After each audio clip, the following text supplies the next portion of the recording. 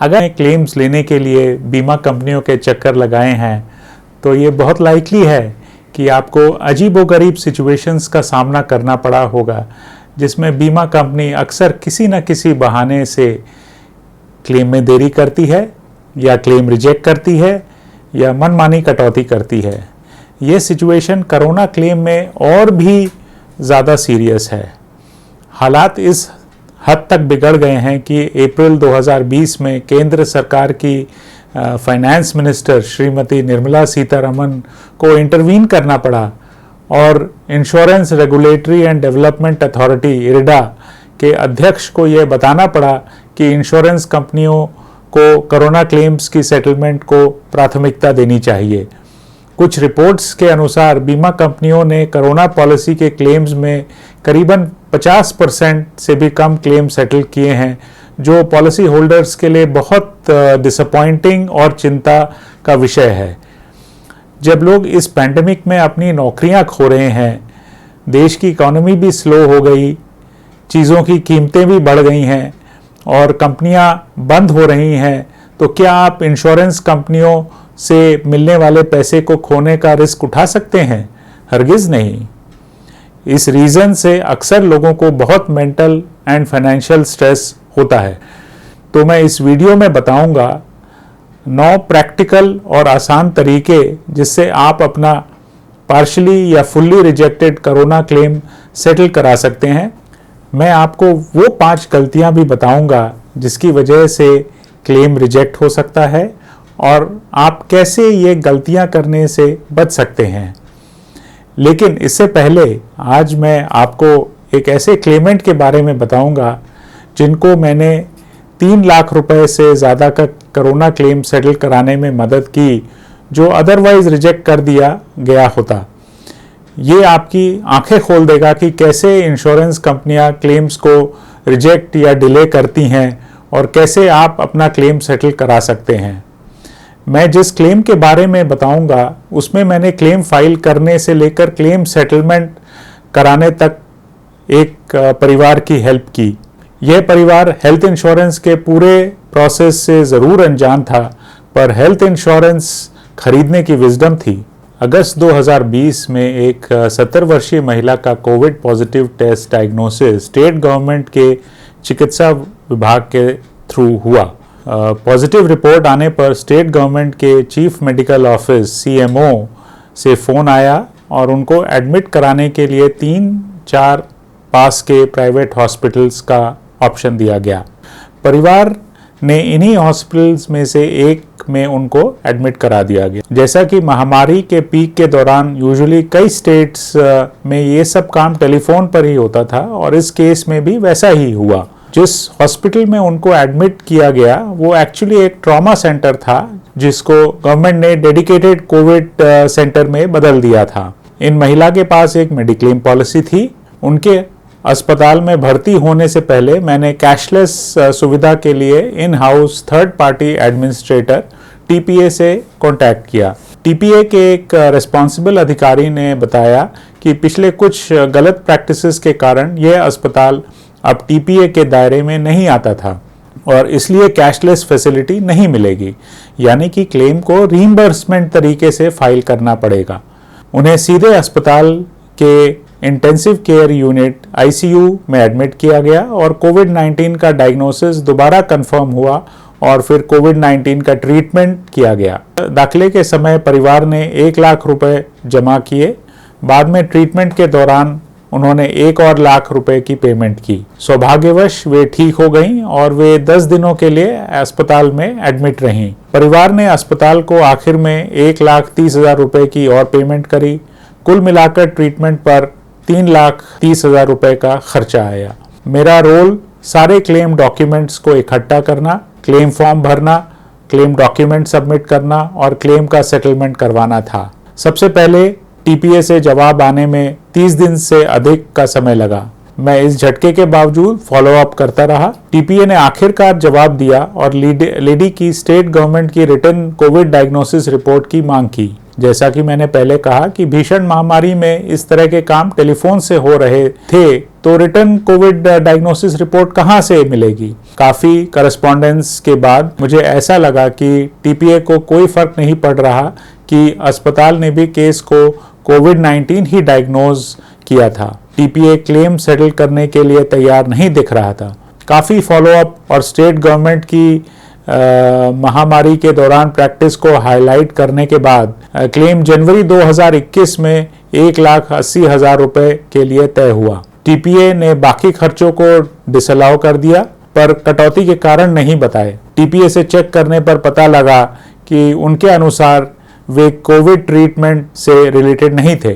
जवाब में मैंने इरडा के कई कोविड सर्कुलर्स का रेफरेंस दिया और यह क्लियर करने की कोशिश की कि वे जो कर रहे थे वह उन सर्कुलर्स के विपरीत था, और आखिर में वार्न किया कि अगर क्लेम नहीं सेटल किया तो पार्टी ओम्बुड्समैन में केस फाइल करेगी। कुछ और रिमाइंडर्स और क्लोज फॉलोअप के बाद इस बैलेंस क्लेम को अंततः 1 महीने बाद फरवरी में सेटल किया गया।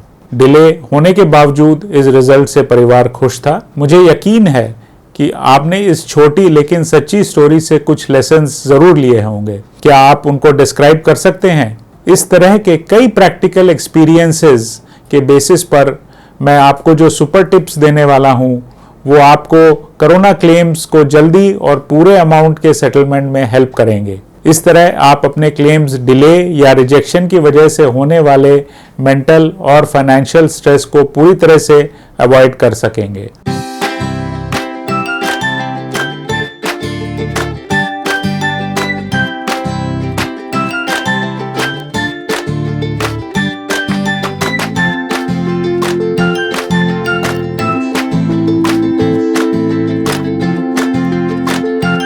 हाय फ्रेंड्स, मेरा नाम राजीव है। मेरे YouTube channel health ensure hacks में आपका स्वागत है, जहां मैं आपके हेल्थ इंश्योरेंस एक्सपीरियंस को अच्छा बनाने के लिए प्रैक्टिकल तरीके बताता हूं, चाहे वो हेल्थ इंश्योरेंस खरीदते या रिन्यूअल करते या फिर माइग्रेशन या पोर्टिंग या क्लेम करते समय हो। मैंने अपनी प्रीवियस वीडियो में अपने बारे में बहुत कुछ कह दिया है, इसलिए उसे रिपीट नहीं करूंगा। हेल्थ इंश्योरेंस को आपके लिए कारगर बनाना यही मेरा उद्देश्य है। अभी आपको ऐसा लगता होगा कि हेल्थ इंश्योरेंस आपके काम नहीं आता और आपका सारा प्रीमियम तो डूब जाता है, क्योंकि क्लेम अक्सर तो मिलता ही नहीं है। हर पॉलिसी होल्डर यही सोचता है कि अगर वह क्लेम सेटल नहीं करा सकता तो इंश्योरेंस लेने का क्या फ़ायदा है। इंश्योरेंस कंपनियां अक्सर क्लेम्स को या तो डिले करती हैं या पूरी तरह या पार्शियली रिजेक्ट कर देती हैं, और फिर कोर्ट्स, कंज्यूमर फोरम और ओम्बुड्समैन में लंबी मुकदमेबाजी करती हैं। क्या यह आपके साथ भी हुआ है? प्लीज़ अपने अच्छे और बुरे एक्सपीरियंसेस कमेंट बॉक्स में लिखें, जिससे लोगों को हेल्प मिले। तो वीडियो को अंत तक देखें और मैं वादा करता हूं कि mediclaim type health insurance policies या कोरोना कवच या रक्षक में क्लेम करते समय आपको रिजेक्शन की प्रॉब्लम का सामना नहीं करना पड़ेगा। और आपको अगर हेल्थ इंश्योरेंस के कई स्मार्ट टिप्स जानना चाहते हैं तो चैनल सब्सक्राइब करें, लाइक बटन दबाएं और नोटिफिकेशन प्राप्त करने के लिए घंटी बजाएं। अब मैं बताऊंगा 9 प्रैक्टिकल और आसान तरीके जिससे आप अपना पार्शली या fully rejected corona claim settle करा सकते हैं। सो मैं अब 9 सिचुएशंस को डिस्क्राइब करूंगा जिनमें आप बीमा कंपनी के क्लेम को रिजेक्ट करने का लॉजिकल तरीके से तगड़ा विरोध कर सकते हैं और अपना क्लेम सेटल कराने की संभावना बहुत बढ़ा सकते हैं। नंबर 1, कई कोरोना क्लेम्स को रिजेक्ट इसलिए कर दिया जाता है क्योंकि पेशेंट्स में बहुत कम सिम्टम्स होते हैं और इंश्योरेंस कंपनियां इस कंडीशन में अस्पताल में भर्ती होना आवश्यक नहीं मानती हैं। टीपीएस एक इंडिकेटर का उपयोग करते हैं जिसका नाम है साइकिल थ्रेशोल्ड, सीटी रीडिंग। यदि आरटीपीसीआर रिपोर्ट में यह सीटी रीडिंग वैल्यू सामान्य से अधिक है तो यह हल्के कोरोना सिम्टम्स पैदा कर सकता है। हाई सीटी वैल्यू के आधार पर अस्पताल में भर्ती होने के क्लेम से इनकार करना मेन स्ट्रीम मेडिकल प्रैक्टिस नहीं है। अगर डॉक्टर्स ने पेशेंट को 3-4 दिन अस्पताल में रखना ज़रूरी समझा तो क्या इंश्योरेंस कंपनी यह कह सकती है कि पेशेंट की सीटी वैल्यू हाई थी तो पेशेंट का इलाज घर पर ही किया जा सकता था। इसलिए यदि इंश्योरेंस कंपनियां इस आधार पर आपके क्लेम को रिजेक्ट करती हैं तो इस डिसीजन को चैलेंज करना बिल्कुल ठीक है और आपको ज़रूर सफलता मिलेगी। नंबर 2, इसी तरह कई कोरोना रक्षक क्लेम्स को इस आधार पर रिजेक्ट कर दिया जाता है कि रोगी को अस्पताल में भर्ती होने की आवश्यकता नहीं थी। कोरोना रक्षक पॉलिसीज के अंडर कवरेज को चालू करने के लिए 72 घंटे के लिए अस्पताल में भर्ती होना आवश्यक है। मेरे पास ऐसे उदाहरण आए हैं जहां कुछ इंश्योरेंस कंपनियों ने इस आधार पर हॉस्पिटल में ट्रीटमेंट को रिजेक्ट कर दिया है कि पॉलिसी होल्डर्स के वाइटल साइन स्टेबल थे और All India Institute of Medical Sciences New Delhi और Ministry of Health Affairs and Family Welfare के गाइडलाइंस के अकॉर्डिंग केवल सेल्फ आइसोलेशन बाय क्वारंटीन जरूरी था। यदि हॉस्पिटल में भर्ती होने का डिसीजन उपस्थित डॉक्टर्स द्वारा लिया गया है तो बीमा कंपनियों का इस तरह से क्लेम रिजेक्ट करना गलत है और इसे चैलेंज करना जरूरी भी है, लेकिन ऐसे सिचुएशन को अवॉइड करना बेटर है। इसलिए हॉस्पिटल में एडमिट तभी हों जब डॉक्टर्स रिकमेंड करें, अपनी मर्जी से नहीं। ऐसे केसेस में अगर डॉक्टर केस पेपर्स में पूरी रिटन जस्टिफिकेशन भी दें कि पेशेंट को क्यों एडमिट किया जा रहा है तो आपका क्लेम लेना और भी आसान हो जाता है। नंबर 3, कुछ इंश्योरेंस कंपनीज कोरोना कवच पॉलिसीज के अंडर कोरोना पेशेंट्स के होम केयर ट्रीटमेंट में पल्स ऑक्सीमीटर, नेबुलाइजर और ऑक्सीजन टैंक जैसे सेल्फ हेल्प डिवाइसेस की खरीद के लिए क्लेम पेमेंट करने से इनकार कर रही हैं। इस तरह की रिजेक्शन के लिए कोई स्पेसिफिक रीजंस नहीं दिए जाते और हॉस्पिटल में एडमिशन नहीं हुआ के कारण इंश्योरेंस कंपनीज ऐसे क्लेम्स रिजेक्ट कर रहे हैं। यह सीधे सीधे कोरोना कवच पॉलिसी में दिए गए होम केयर ट्रीटमेंट कवरेज के अगेंस्ट है। इस तरह के क्लेम्स के रिजेक्शन को चैलेंज करना आपके लिए आसान होगा। नंबर 4, कुछ इंश्योरेंस कंपनीज कोरोना रक्षक पॉलिसी होल्डर्स के क्लेम को रिजेक्ट कर रहे हैं क्योंकि इंश्योर्ड पर्सन की इनकम कम है जो पॉलिसी का 2.5 लाख रुपए का कवर जस्टिफाई नहीं करती। यह एक टोटल मिस्टेक है क्योंकि कोरोना रक्षक पॉलिसीज को फाइनेंशियली अंडरराइट नहीं किया गया है। पॉलिसी होल्डर्स ऐसे रिजेक्टेड क्लेम यदि चैलेंज करेंगे तो जीत की पूरी पॉसिबिलिटी है। नंबर 5, कुछ इंश्योरेंस कंपनीज ने इस वजह से भी क्लेम रिजेक्ट किए हैं कि पॉलिसी होल्डर्स खुद से कोरोना पेशेंट के कांटेक्ट में आए और जानबूझकर रिस्क लिया। ऐसे क्लेम रिजेक्शन उन परिवारों में आम है जहां कई फैमिली मेंबर्स कोविड-19 से अफेक्टेड थे और परिवार के लोगों को पता नहीं चला कि कोई फैमिली मेंबर कोरोना से अफेक्टेड है। क्लेम रिजेक्शन का ये रीज़न भी आर्बिट्रेरी है और आप इसको इजीली फाइट कर सकते हैं। नंबर 6, इंडस्ट्री रेगुलेटर इरडा के अकॉर्डिंग ऐसी खबरें हैं कि कुछ इंश्योरेंस कंपनीज कोविड-19 के लिए कैशलेस फैसिलिटी देने से इनकार कर रहे हैं, हालांकि पॉलिसी होल्डर्स अपने पॉलिसी के तहत इसके हकदार हैं। इरडा ने क्लियर किया है कि जहां इंश्योरेंस कंपनियों का अस्पतालों के साथ कैशलेस मैनेजमेंट अरेंजमेंट है, वहां कोविड-19 ट्रीटमेंट सहित सभी उपचारों के लिए कैशलेस फैसिलिटी देना ज़रूरी है।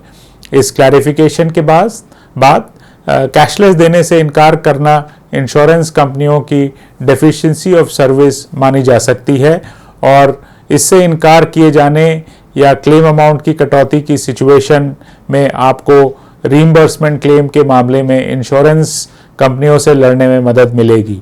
नंबर 7, इंश्योरेंस कंपनीज मेडिक्लेम पॉलिसियों में रूम रेंट लिमिट्स को लागू करते ही हैं। कई पॉलिसी होल्डर्स इस बात से अनजान थे कि जनरल इंश्योरेंस काउंसिल ने 20 जून 2020 को एक रूल जारी किया जिसमें higher COVID treatment rates fix की गई और इसके अकॉर्डिंग इंश्योरेंस कंपनी को पॉलिसी होल्डर्स को ज़्यादा क्लेम पेमेंट करना होगा। ये ट्रीटमेंट रेट्स उन शहरों में कैशलेस और रीइंबर्समेंट क्लेम्स पर लागू होंगे जहां किसी भी स्टेट गवर्नमेंट डिपार्टमेंट ने कोविड-19 ट्रीटमेंट के लिए स्टैंडर्ड रेट्स फिक्स नहीं किए हैं। आपको अपने कोरोना क्लेम में ये देखना है कि क्या आपको पेमेंट इस रूल के अनुसार की गई है या नहीं। अगर नहीं तो हो सकता है आपको क्लेम की अनुचित रूप से कटौती की गई है और आपको ज़्यादा क्लेम अमाउंट मिल सकता है। कई बीमा कंपनियों ने जनरल इंश्योरेंस काउंसिल के सर्कुलर को इग्नोर किया है, जो चौंकाने वाली बात है। नंबर 8, आपने यह भी देखा होगा कि कई स्टेट गवर्नमेंट्स ने कोरोना इलाज के लिए स्टैंडर्ड रेट्स जारी किए हैं, जो मेडिक्लेम पॉलिसी के अंडर भुगतान की जाने वाली राशि या फिर पिछले पॉइंट में दिए गए जनरल इंश्योरेंस काउंसिल के रेट से कहीं अधिक थे, और इस तरह पॉलिसी होल्डर्स क्लेम्स में हायर पेमेंट के हकदार थे। यह रूल दिनांक 20 जून 2020 के जनरल इंश्योरेंस काउंसिल सर्कुलर के अनुसार है। इस रूल की जानकारी के बेसिस पर मैंने कई पॉलिसी होल्डर्स को क्लेम की सेटल्ड राशि के अतिरिक्त पैसा पाने में मदद की है। अगर इन लोगों ने क्लेम का फॉलोअप नहीं किया होता तो उन्हें क्लेम का एक छोटा सा हिस्सा ही मिल पाता। नंबर 9, इरडा के और जनरल इंश्योरेंस काउंसिल द्वारा जारी किए गए सर्कुलर जो कोरोना क्लेम्स के सेटलमेंट से संबंधित हैं, जानना बहुत ज़रूरी है। इस महामारी के दौरान कई इंश्योरेंस कंपनियों ने इरडा और जनरल इंश्योरेंस काउंसिल के सर्कुलर्स को इग्नोर किया। यदि आप अपने रिजेक्टेड क्लेम में इन सर्कुलर्स का रेफरेंस दे सकते हैं, जैसा कि मैंने शुरू के एग्जाम्पल में दिया है, तो आपको अपना क्लेम सेटल कराने में बहुत आसानी होगी। मार्च 2020 से इरडा ने कोविड-19 और हेल्थ इंश्योरेंस से संबंधित 24 से अधिक सर्कुलर पब्लिश किए हैं। यदि आप इन सर्कुलर्स को नहीं जानते हैं तो आप अपने अधिकारों को पूरी तरह से लागू करने और अपने क्लेम को अपने पक्ष में सेटल कराने में फेल हो सकते हैं। एज ए रिजल्ट आपको या तो कंटिन्यूअसली नए डेवलपमेंट्स को जानने के लिए प्रयास करना पड़ेगा या फिर प्रोफेशनल असिस्टेंस लेनी पड़ेगी। इरडा और जनरल इंश्योरेंस काउंसिल के लिंक नीचे डिस्क्रिप्शन बॉक्स में दिए गए हैं। यह 9 सिचुएशंस की लिस्ट मैंने कई रिजेक्टेड कोरोना क्लेम्स पर काम करने के बाद बनाई है। यदि आपके पास इनमें से किसी तरह का भी रिजेक्टेड क्लेम है तो आप अपना क्लेम पाने की बहुत ज़्यादा पॉसिबिलिटी है। यदि आप इस तरह के क्लेम्स को मजबूती से फॉलो अप करेंगे तो इंश्योरेंस कंपनियां को आपका क्लेम देना ही पड़ेगा। अब मैं आपको वो 5 गलतियां भी बताऊंगा जिसकी वजह से क्लेम रिजेक्ट हो सकता है और आप कैसे ये गलतियां करने से बच सकते हैं। यह भी सच है, जैसा कि कई बीमा कंपनियों से पता चला है कि वे क्लेम रिजेक्ट करने पर मजबूर हो जाते हैं क्योंकि पेशेंट्स को हॉस्पिटल्स में भर्ती होने की आवश्यकता नहीं थी, लेकिन फिर भी वे हॉस्पिटलाइज हुए। ऐसे क्लेम्स भी जेन्युइनली रिजेक्ट हुए हैं जहां पेशेंट्स डॉक्टर की एडवाइस के बिना हॉस्पिटल में भर्ती हो गए हैं। कुछ बीमा कंपनियों की माने तो डॉक्टर्स भी कई कोविड-19 मामलों में हॉस्पिटल में भर्ती होने को एक प्रिवेंटिव मेजर के तौर पर यूज कर रहे थे। इस वजह से रिपोर्ट किए गए क्लेम्स की संख्या बहुत ज़्यादा बढ़ गई और इंश्योरेंस कंपनियों की क्लेम सेटलमेंट कैपेसिटी इफेक्ट हुई है। ऐसे भी एलिगेशन थे कि हॉस्पिटल्स कोविड-19 सेफ्टी प्रोसीजर की वजह से bed, room, isolation ward upkeep और सैनिटाइजेशन के लिए बड़ी रकम ले रहे थे। अब अगर आपको इस वीडियो में वैल्यू मिल रही है तो कृपया सब्सक्राइब और लाइक करके बताएं। बहुत बहुत धन्यवाद। यदि आपके पास कोई प्रश्न है तो प्लीज़ उन्हें कमेंट सेक्शन में पोस्ट करें। जैसा मैंने अभी बताया, सभी कोरोना क्लेम्स को गलत तरीके से रिजेक्ट नहीं किया जाता है। इन 5 सिचुएशंस में इंश्योरेंस कंपनीज का आपके क्लेम को रिजेक्ट करना ठीक माना जाता है। इसलिए आपके लिए इम्पॉर्टेंट है कि आपके क्लेम इन सिचुएशंस में ना पड़ें। नंबर 1, ट्रीटमेंट नॉट नीडेड, यानी कि अनावश्यक उपचार। अनावश्यक lab tests, out patient department OPD invoices देने की वजह से क्लेम रिजेक्ट हो सकते हैं। नंबर 2, अनुचित डोमिसिलरी हॉस्पिटलाइजेशन या home care treatment. Mediclaim policy के डोमिसिलरी हॉस्पिटलाइजेशन क्लॉज या कोरोना कवच पॉलिसी के होम केयर क्लॉज के तहत कई क्लेम किए गए हैं। Mediclaim type policy domiciliary hospitalisation के लिए पेमेंट सिर्फ तब करेगी जब ट्रीटमेंट 3 दिनों से अधिक समय तक चलता है। इसके फर्दर 2 कंडीशंस हैं। इसी तरह कोरोना कवच पॉलिसी होम केयर ट्रीटमेंट खर्चों के लिए भुगतान करती है यदि घर पर ट्रीटमेंट करने वाले डॉक्टर के आदेश के अनुसार ट्रीटमेंट किया गया है, और इसके अलावा भी कुछ कंडीशंस हैं। अगर ये कंडीशंस पूरी नहीं होती हैं तो आपका क्लेम रिजेक्ट हो जाएगा। ऐसे क्लेम इसलिए भी रिजेक्ट हो सकते हैं जब पॉलिसी होल्डर इंश्योरेंस कंपनी से अप्रूवल लिए बिना होम केयर ट्रीटमेंट लेते हैं। नंबर 3, वेटिंग पीरियड के दौरान क्लेम। ध्यान रखें कि पॉलिसी वेटिंग पीरियड के दौरान किए गए किसी भी क्लेम को इंश्योरेंस कंपनी कभी भी कंसिडर नहीं करती है। नंबर 4, पूरे क्लेम डॉक्यूमेंट्स नहीं देना या आधे अधूरे डॉक्यूमेंट्स देना। कई हॉस्पिटल पूरे हॉस्पिटल स्टे से संबंधित कंप्लीट पेपर्स नहीं देते और इसके बजाय क्लेम सेटलमेंट के लिए केवल पेशेंट की फेवरेबल रिपोर्ट्स ही इंश्योरेंस कंपनी को भेजते हैं। इंश्योरेंस कंपनियां ऐसे क्लेम जिनमें मिसिंग पेपर्स हों उनके बारे में ज़रूर पूछताछ करेंगी। इसलिए हर एक क्लेम में accurate bills, discharge summary, diagnostic results और डॉक्टर्स प्रेस्क्रिप्शंस होने चाहिए। यदि हॉस्पिटल में एडमिशन होने के कोई स्ट्रॉन्ग रीजंस नहीं मिलते हैं तो क्लेम रिजेक्ट हो सकता है। नंबर 5, डे केयर ट्रीटमेंट की इनएप्लीकेबिलिटी। कोविड-19 आमतौर पर मेडिक्लेम टाइप पॉलिसी के डे केयर ट्रीटमेंट क्लॉज के तहत कवर नहीं होता है। इसके बजाय यह डोमिसिलरी हॉस्पिटलाइजेशन ट्रीटमेंट के तहत या एक इन पेशेंट या हॉस्पिटल पेशेंट के रूप में ही कवर किया जाता है। आपको सावधान रहना पड़ेगा कि आपके क्लेम इन 5 सिचुएशंस में ना आए।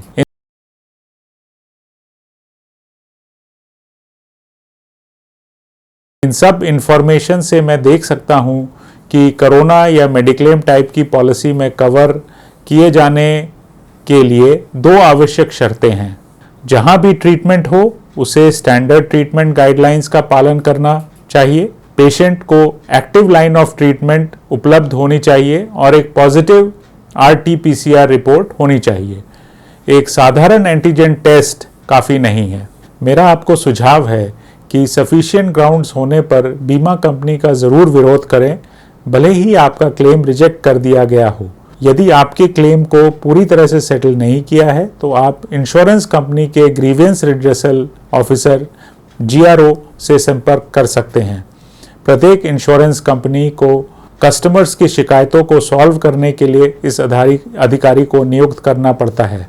इरिडा की वेबसाइट पर शिकायत अधिकारियों की सूची है। नीचे डिस्क्रिप्शन बॉक्स में मैंने इसका लिंक दिया है। GRO शायद ही कभी अपनी कंपनी का कोई निर्णय उलटता है।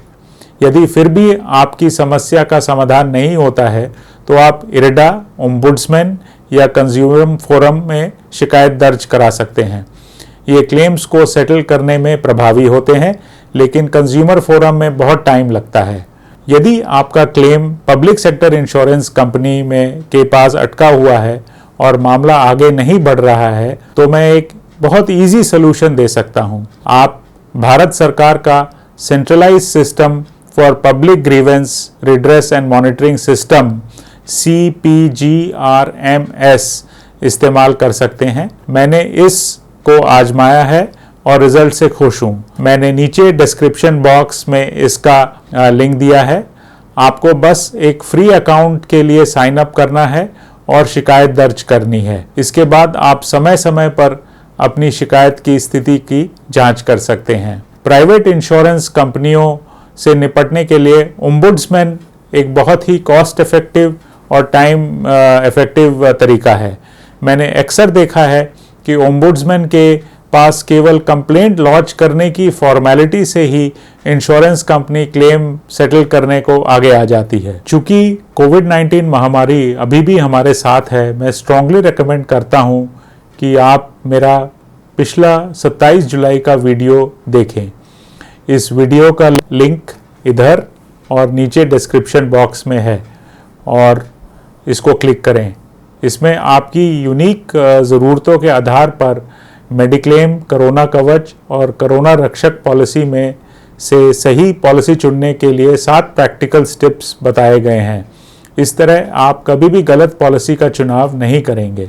12 जुलाई के अपने वीडियो में मैंने इन 3 पॉलिसीज़ को बहुत डिटेल में कंपेयर किया है ताकि आपको क्लियरली पता चल जाए कि इन पॉलिसीज़ में क्या कवर्ड है और क्या नहीं। इस वीडियो का लिंक इधर और नीचे डिस्क्रिप्शन बॉक्स में है और इसको क्लिक करें। इरेडा के अनुसार कोरोना कवरेज खरीदने और रिन्यूअल करने की लास्ट डेट 30 सितंबर 2021 है। आपको अपने परिवार के लिए जल्द इन तीनों पॉलिसीज में से चुनाव कर लेना चाहिए।